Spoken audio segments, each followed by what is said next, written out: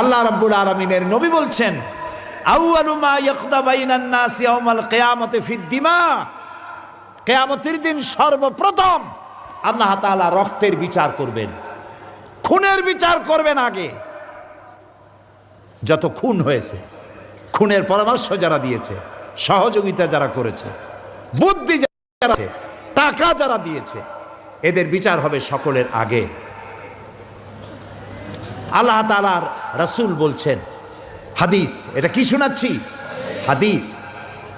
আল্লাহর কাছে, খুব লক্ষ্য করে শুনুন, আল্লাহর কাছে গোটা পৃথিবী ধ্বংস হওয়া সহজ, একটি মানুষ হত্যা করা এর থেকে কঠিন। পৃথিবী ধ্বংস হয়ে যাক, পৃথিবী ধ্বংস হতে পারে, এটা সহজ আল্লাহর কাছে। একটা মানুষ হত্যার অপরাধ এর থেকে বেশি।